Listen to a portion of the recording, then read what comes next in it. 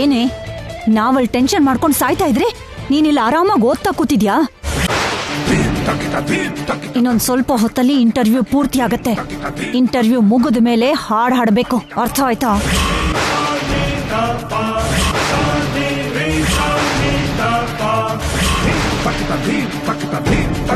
ಹಾಡ್ ಹಾಡ್ಬೇಕಾ? ಹಾಡ್ ಹಾಡ್ಬೇಕಂತ ಆಶ್ಚರ್ಯದಲ್ಲಿ ಕೇಳ್ತಾ ಇದ್ಯಲ್ಲೇ? ಮೊದ್ಲೇ ಹೇಳಿದ್ನಲ್ಲ ಹಾಡ್ ಹಾಡ್ಬೇಕು ಅಂತ. ಆದ್ರೆ ನನ್ ಮನೆಯವ್ರ ಮುಂದೆ ಹೇಗ್ ಹಾಡೋದು? ನೀನ್ ಹೇಗ್ ಹಾಡ್ತೀಯೋ ನನಗ್ ಬೇಕಾಗಿಲ್ಲ, ನೀನ್ ಹಾಡ್ಬೇಕು ಅಷ್ಟೇ. ಅದ್ ಹಾಗಲ್ಲ ಅಮ್ಮವ್ರೆ. ಅದು ಇದು ಅಂತ ನೀನು ನೆಪ ಹೇಳಕ್ಕೇನಾದ್ರೂ ಬಂದ್ರೆ ನೀನು ಕೇಳಬಾರ್ದಂತ ನ್ಯೂಸ್ ಅನ್ನ ಕೇಳ್ತೀಯ, ನೆನ್ಪಲ್ಲಿಟ್ಕೋ.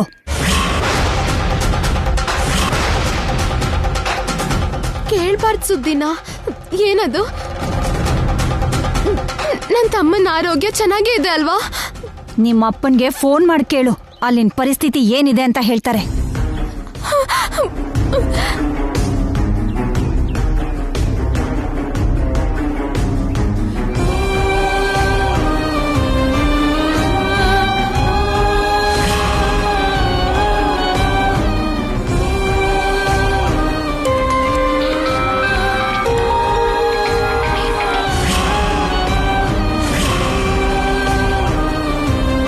ಅಮ್ಮ ಶ್ಯಾಮ. ಹಲೋ ಅಪ್ಪ. ಚೆನ್ನಾಗಿದ್ಯಾ ಅಮ್ಮ? ನಾನ್ ಚೆನ್ನಾಗಿದ್ದೀನಪ್ಪ. ಕಿಟ್ಟು ಹೇಗಿದ್ದಾನೆ? ಗೌರಮ್ಮನ್ ದಯೆಯಿಂದ ಚೆನ್ನಾಗಿದ್ದಾನಮ್ಮ. ಅಂದ್ರೆ ಕಿಟ್ಟು ವಾರ ವಾರ ಮರಿದರೆ ಇಂಜೆಕ್ಷನ್ ಹಾಕ್ಸ್ಬೇಕು ಅಂತ ಡಾಕ್ಟರ್ ಹೇಳಿದ್ರಲ್ಲ. ಪ್ರತಿ ವಿಷಯಕ್ಕೂ ಅಳಿಯಂದ್ರ ಹತ್ರ ದುಡ್ಡು ಕೇಳಬೇಕು ಅಂದ್ರೆ ನನಗೆ ನಾಚಿಕೆ ಆಗತ್ತೆ. ಅದಕ್ಕೆ ನಮ್ಮ ಮನೇನ ಅಡ ಇಟ್ಟು ಗೌರಮ್ಮನ ಹತ್ರ ದುಡ್ಡು ತಗೊಂಡಿದ್ದೆ.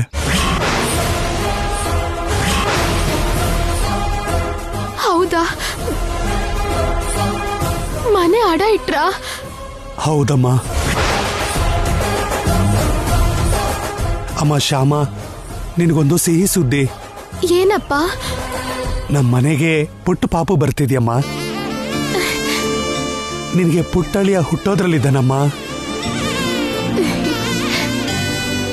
ಮದುವೆ ಆಗಿ ಇಷ್ಟು ವರ್ಷಕ್ಕೆ ನಿಮ್ಮ ಅಣ್ಣ ಅತ್ತಿಗೆ ಅಪ್ಪ ಅಮ್ಮ ಆಗ್ತಿದಾರಮ್ಮ. ಎಂತ ಸಿಹಿ ಸುದ್ದಿ ಹೇಳಿದ್ರಪ್ಪ, ತುಂಬಾ ಸಂತೋಷ ಆಗ್ತಿದೆ. ನಾವಿಷ್ಟು ಸಂತೋಷವಾಗಿರೋ ಕಾರಣ ಗೌರಮ್ಮನಮ್ಮ.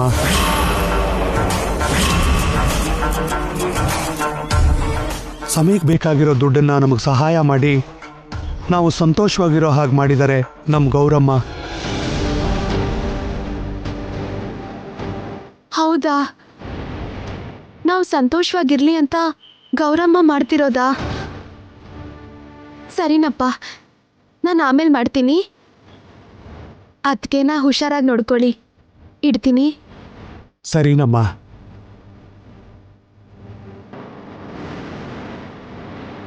ಕೇಳಿದ್ಯಾ ನಿನ್ನ ತವ್ರವ್ರು ಎಷ್ಟು ಸಂತೋಷವಾಗಿದ್ದಾರೆ ಅಂತ? ಅವ್ರ ಸಂತೋಷ ಮಾಯ ಆಗದೆ ಇರಬೇಕು ಅಂದ್ರೆ ನೀನ್ ಹೇಗಾದ್ರೂ ಈ ಹಾಡನ್ನ ಹಾಡ್ಲೇಬೇಕು.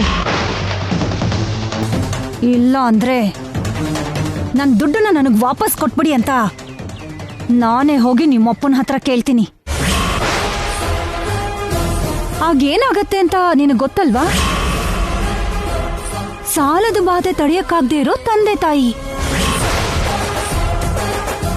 ಬೇಕಾಗೋ ಔಷಧಿ ಸಿಗದೆ ಇರೋ ರೋಗಿಷ್ಟ ತಮ್ಮ, ಸಂಪಾದನೆ ಇಲ್ಲದೆ ಇರೋ ನಿನ್ನಣ್ಣ, ಗರ್ಭಿಣಿ ಆಗಿರೋ ನಿಮ್ಮತ್ತಿಗೆ,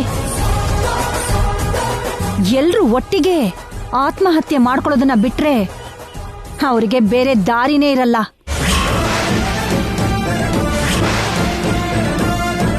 ಬೇಡ, ದಯವಿಟ್ಟು ಹಾಗೆ ಮಾತಾಡಬೇಡಿ. ಹಾಡ್ತೀನಿ, ನಾನು ಹಾಡು ಹಾಡ್ತೀನಿ. ಈ ಮಾತನ್ನ ಮೊದ್ಲೇ ಹೇಳಿದಿದ್ರೆ ನನಗಿಷ್ಟು ಕಂಠಶೋಷಣೆ ಇರ್ತಿರ್ಲಿಲ್ವಲ್ಲ. ಇಷ್ಟಕ್ಕೂ ಹೇಗ ಹಾಡ್ತೀಯಾ? ಹ, ಅಲ್ಲಿ ಅಷ್ಟು ಜನ ಇರ್ತಾರಲ್ಲ, ಹೇಗ ಹಾಡ್ತೀಯಾ ಅಲ್ಲಿ ಬಂದು? ಗೊತ್ತಿಲ್ಲ, ಹೇಗೆ ಹಾಡ್ತೀನೋ ಗೊತ್ತಿಲ್ಲ. ಆ ಕೃಷ್ಣ ಹೇಗೆ ಹಾಡಿಸ್ತಾನೋ ಹಾಗೆ ಹಾಡ್ತೀನಿ. ಖಂಡಿತ ಹಾಡ್ತೀನಿ.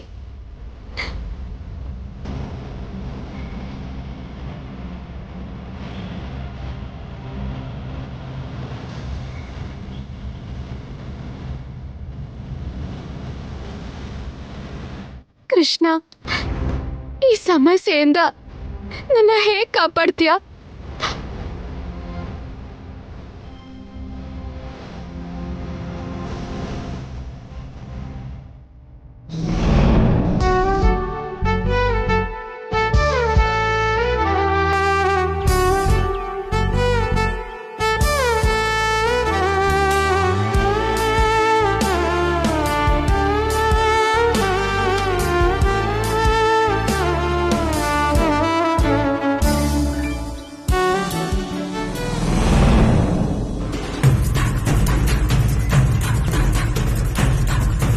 ಇವಳೇನು ಹಾಡು ಹಾಡಕ್ ಬಾ ಅಂತ ಹೇಳಿದ್ನಲ್ಲ, ಆ ಕಡೆ ಯಾಕೆ ಹೋಗ್ತಿದ್ದಾಳೆ?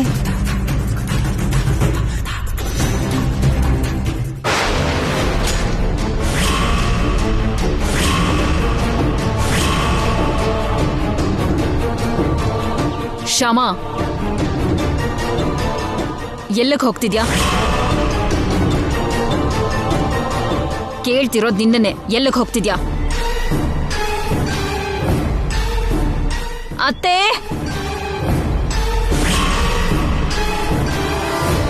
ಅತ್ತೆ, ಏನು? ಶ್ಯಾಮ ಎಲ್ಗೋ ಹೋಗ್ತಿದ್ದಾಳೆ. ಕೇಳಿದ್ರೆ ಹೇಳ್ತಾ ಇಲ್ಲ. ಏನ್ ಶ್ಯಾಮ, ಎಲ್ಲಿಗೆ ಹೊರಟೆ?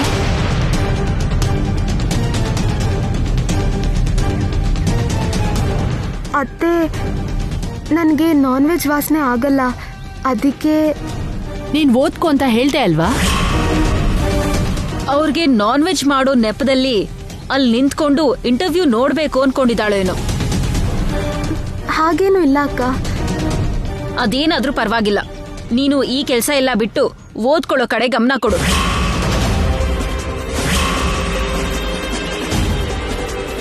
ಏನ್ ಹಾಗ್ ನೋಡ್ತಿದ್ಯಾ? ಹೋಗ್ ಓದ್ಕೋ, ಇಲ್ದಿದ್ರೆ ಅತ್ತೆಗೆ ಕೋಪ ಬರುತ್ತೆ. ಹೋಗೋ. ಸರಿ ಅಕ್ಕ. ನೀವ್ ಹೋಗಿ ಅತ್ತೆ.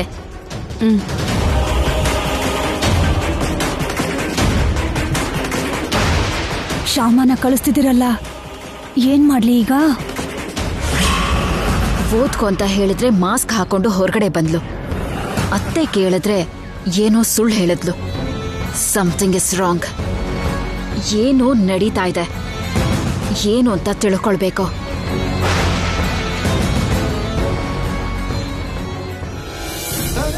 ಥ್ಯಾಂಕ್ ಯು ರೂಪಾರಾಣಿ ಅವರೇ, ನಮ್ಮ ಪ್ರೇಕ್ಷಕರಿಗಾಗಿ ನಿಮ್ಮ ವ್ಯಾಲ್ಯೂಯಬಲ್ ಟೈಮ್ನ ಕೊಟ್ಟಿದ್ದಕ್ಕೆ ಥ್ಯಾಂಕ್ ಯು ವೆರಿ ಮಚ್. ನೀವೀಗ ನಮ್ಮ ಪ್ರೇಕ್ಷಕರಿಗೋಸ್ಕರ ಒಂದು ಹಾಡು ಹಾಡ್ತೀರಾ?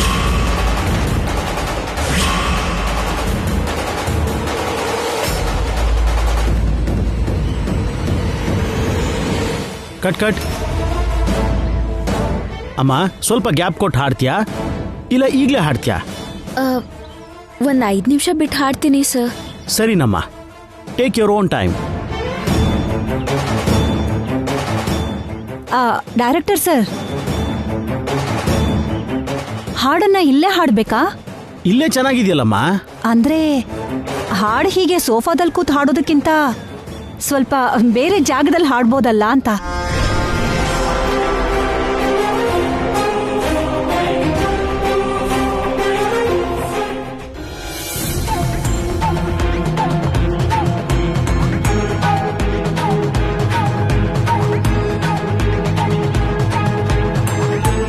ಏನ್ ಮಾಡ್ಲಿ ಈಗ? ಈ ಮಾಸ್ಕ್ ಹಾಕೊಂಡು ಹಾಡೋಣ ಅನ್ಕೊಂಡ್ರೆ ಐಶ್ವರ್ಯ ಅಕ್ಕ ಬಂದು ಆ ಅವಕಾಶನೂ ಇಲ್ದಿರೋ ಹಾಗೆ ಮಾಡಿದ್ರು. ಏನ್ ಮಾಡೋದು ಅರ್ಥನೇ ಆಗ್ತಿಲ್ಲ.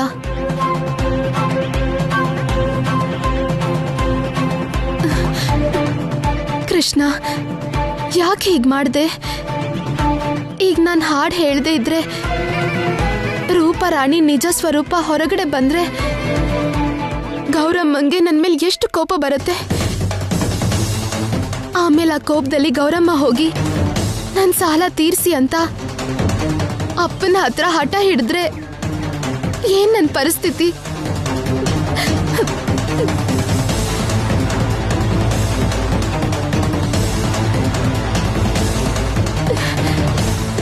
ಹೇಗಾದ್ರೂ ಸರಿ, ಈ ಅಪಾಯದಿಂದ ಕಾಪಾಡು ಕೃಷ್ಣ. ಶ್ಯಾಮ ಶ್ಯಾಮ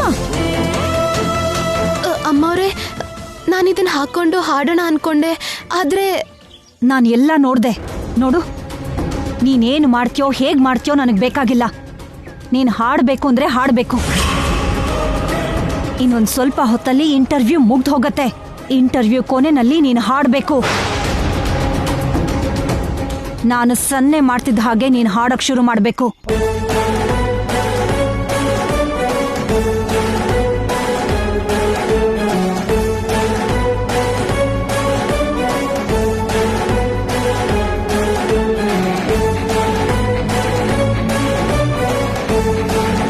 ನೀನೇ ಕಾಪಾಡ್ಬೇಕು ಕೃಷ್ಣ.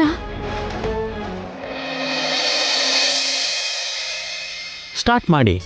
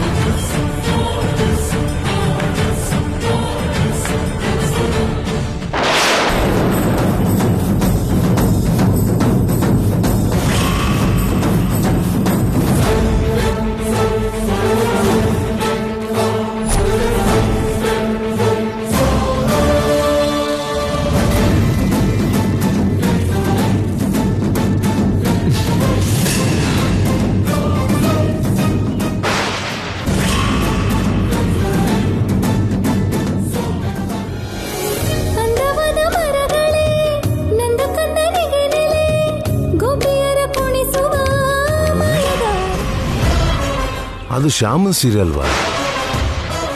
ಅವಳು ರೂಮಲ್ಲಿ ಓದ್ಕೊಂತಿದ್ದಾಳೆ, ಮತ್ತೆ ಇಲ್ಲಿ ಅವಳು ಸೀರೆ.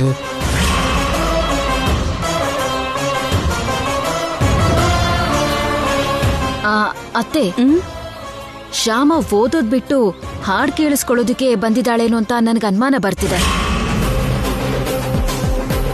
ನೀವ್ ಬೇಡ ಅಂದಿದ್ರು ಕೂಡ ಆಗ್ಲೇ ಬಂದಿದ್ಲಲ್ಲ, ಹಾಗೆ ಮತ್ತೆ ಬಂದಿದ್ದಾಳೇನೋ. ಯಾವುದಕ್ಕೂ ನಾನ್ ಒಂದ್ಸಲ ರೂಮ್ಗೆ ಹೋಗಿ ನೋಡ್ಕೊಂಡ್ ಬರ್ಲಾ? ಹೋಗ್ ನೋಡ್ಕೊಂಡ್ ಬಾ.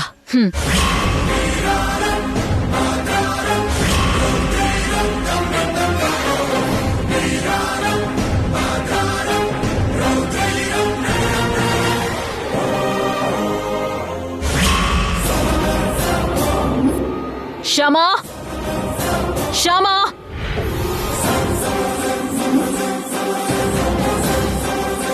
ಶ್ಯಾಮ ಇಲ್ಲಿಲ್ಲ ಅಂದ್ರೆ ಖಂಡಿತವಾಗ್ಲೂ ಹಾಡ್ ಕೇಳೋಕೆ ಹೋಗಿರ್ತಾಳೆ. ಸರಿಯಾಗಿ ಸಿಕ್ಕಾಕೊಂಡೆ ಶ್ಯಾಮ.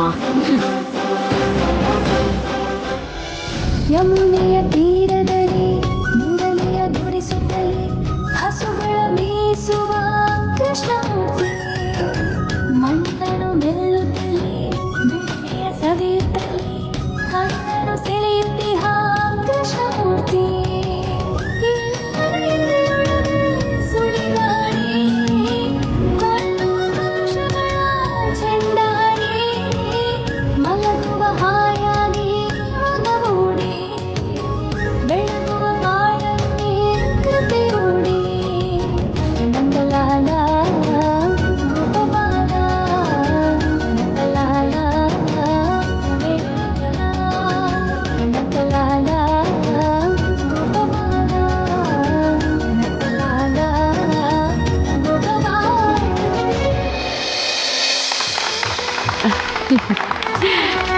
ತುಂಬಾ ಚೆನ್ನಾಗಿ ಹಾಡಿದ್ಲಲ್ವಾ? ತುಂಬಾ ಚೆನ್ನಾಗಿ ಹಾಡಿದ್ರಿ ನೀವು. Thank you. Thanks madam.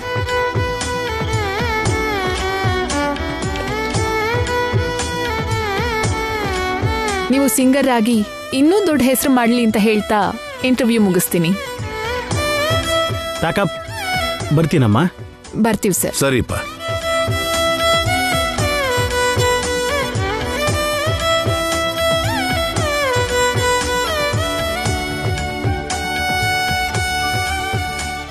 ಅತ್ತೆ ಅತ್ತೆ, ಹಾ, ಶ್ಯಾಮ ರೂಮಲ್ಲಿ ಇಲ್ಲ.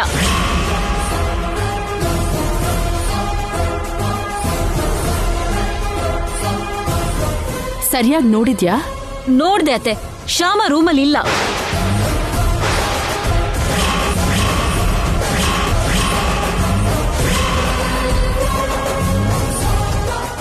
ಏನಜ್ಗೆ, ಏನಾಯ್ತು? ಶ್ಯಾಮನ ಓದ್ಕೊ ಅಂತ ಕಳ್ಸಿದ್ರೆ ಅವಳು ಓದ್ಕೊಳ್ದೆ ಬಂದು ಇಲ್ಲೇ ಎಲ್ಲೋ ನಿಂತ್ಕೊಂಡು ಹಾಡ್ ಕೇಳ್ತಿದ್ದಾಳೆ ಅಂತ ನನ್ನ ಅನುಮಾನ. ಶ್ಯಾಮ ಹಾಗೆ ಮಾಡಲ್ಲ ಅತ್ಗೆ. ಮಾಡಲ್ವಾ? ಸರಿ, ರೂಮ್ಗೆ ಹೋಗಿ ನೋಡೋಣ ಬನ್ನಿ, ಅಲ್ಲಿದ್ದಾಳೇನೋ ಅಂತ.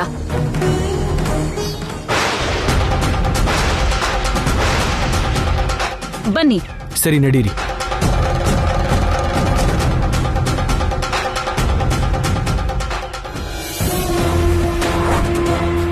ಮಮ್ಮಿ, ಇವ್ರು ಹೋಗೋ ಅಷ್ಟ್ರಲ್ಲಿ ಶ್ಯಾಮ ರೂಮಲ್ಲಿರಲ್ಲ. ಜೋರ್ ಮಾಡಿ ಕೇಳಿದ್ರೆ ಶ್ಯಾಮ ನಿಜ ಹೇಳಲ್ಲ ಅಲ್ವಾ? ಏನ್ ಮಾಡ್ತಾಳೋ ಏನೋ, ನೋಡೋಣ ಬಾ.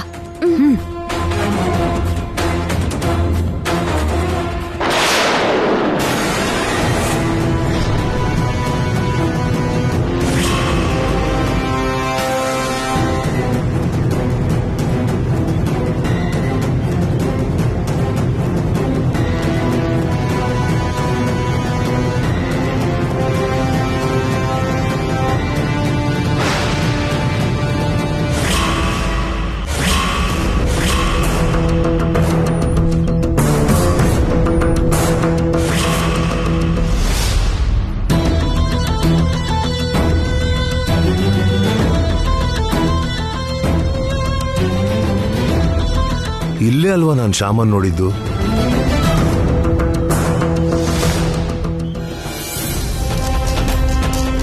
ನೋಡಿ ಅತ್ತೆ, ನೋಡಿ, ಶ್ಯಾಮ ಇಲ್ಲಿಲ್ಲ. ಅತ್ತೆ ಓದ್ಕೋ ಅಂತ ಹೇಳಿ ಕಳ್ಸಿದ್ರೆ ಅತ್ತೆ ಮಾತ್ಕು ಬೆಲೆ ಕೊಡ್ದೆ ಹಾಡನ್ ಕೇಳೋಕ್ ಬಂದಿದ್ದಾಳೆ ಆ ಶ್ಯಾಮ.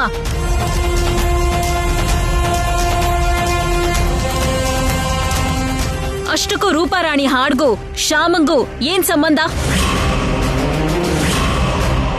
ಶ್ಯಾಮ ಇಲ್ಲ ಅಂದ್ರೆ ರೂಪಾರಾಣಿ ಹಾಡ್ ಹಾಡಲ್ವಾ? ರೂಪಾರಾಣಿ ಹಾಡ್ ಕೇಳ್ದೆ ಇದ್ರೆ ಶ್ಯಾಮಂಗ್ ದಿನಾನೇ ಕಳಿಯಲ್ವಾ? ಅಷ್ಟಕ್ಕೂ ಶ್ಯಾಮ ಈ